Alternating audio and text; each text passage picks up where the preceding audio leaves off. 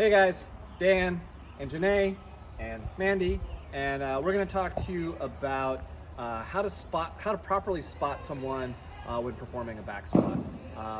Using spotters in a back squat is really important because you can find yourself sort of trapped in less than ideal positions, and if you don't have spotters, you really do run the risk of getting hurt. And so it's really important that you use spotters. So if you find yourself in a position where you're going to lift a weight that you're not 100% sure that you can complete the lift, we really want to encourage you to ask someone to spot you before you even start the lift. And then we want to talk about how you actually spot someone when they're performing the lift. There's a couple of things to think about. There's a couple of different ways you can do it. There's a one-person spot and there's also a two-person spot, and we're going to demonstrate both of those.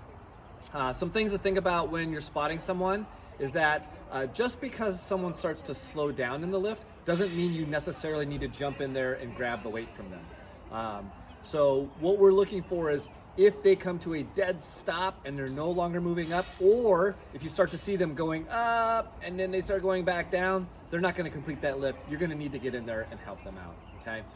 If you're the squatter and your folks come in to help spot you, you do not relinquish responsibility to them. It's still your responsibility to stand the bar up and make sure the bar gets into the rack. So we can't just step away while your spotters are left with a bunch of weight in their hand, okay? So we're gonna demonstrate the one-person spot first. There's a couple of different techniques for that, okay? So Janae is gonna be the squatter and I'm going to be the spotter.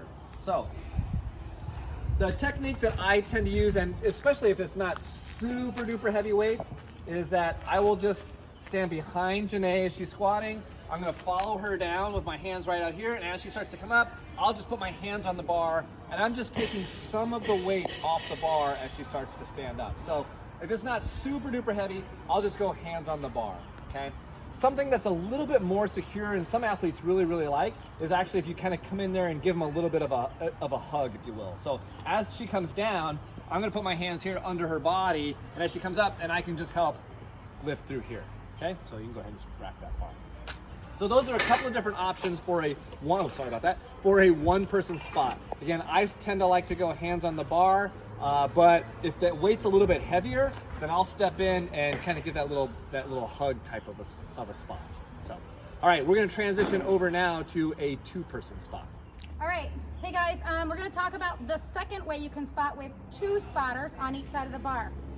First thing, remember that it's really important that you communicate with all the parties involved. So I'm gonna communicate with the other person spotting, and I'm gonna communicate with the person that is squatting.